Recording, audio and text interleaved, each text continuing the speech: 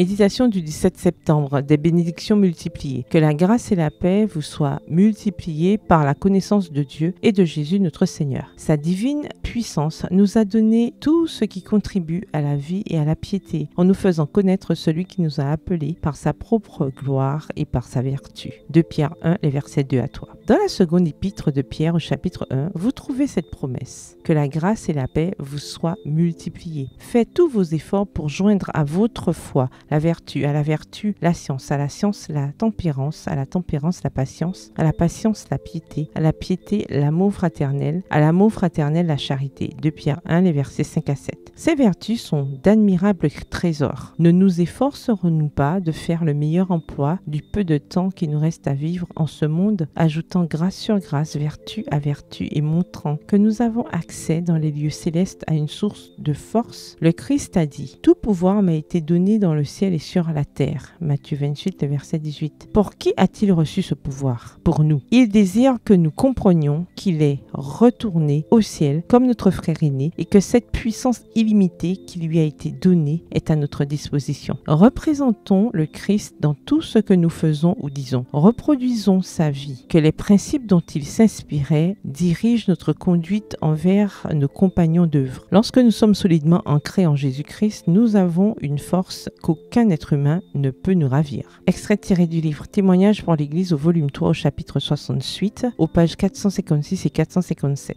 L'influence inconsciente et involontaire d'une vie sainte est le sermon le plus éloquent en faveur du christianisme. L'argumentation, même irréfutable, peut ne provoquer qu'opposition, mais un exemple pieux a un pouvoir auquel il est impossible de résister entièrement. Extrait du livre Conquérant Pacifique au chapitre 50 à la page 378. Par son Fils, Dieu a révélé l'excellence que l'être humain est capable d'atteindre. Et, devant le monde, Dieu nous forme en tant que témoins vivants de ce que l'être humain peut devenir par la grâce du Christ. Quel honneur il nous confère en nous exhortant à être saints dans notre sphère, comme le Père est saint dans la sienne. Et nous sommes, grâce à sa puissance, capables de le faire, car il déclare « Tout pouvoir m'a été donné dans le ciel et sur la terre » Matthieu 28, le verset 18. Vous et moi avons pour privilège de réclamer ce pouvoir illimité. Extrait du livre Notre haute vocation, la lecture du 12 avril à la page 110. Bonne soirée et que l'Éternel vous bénisse.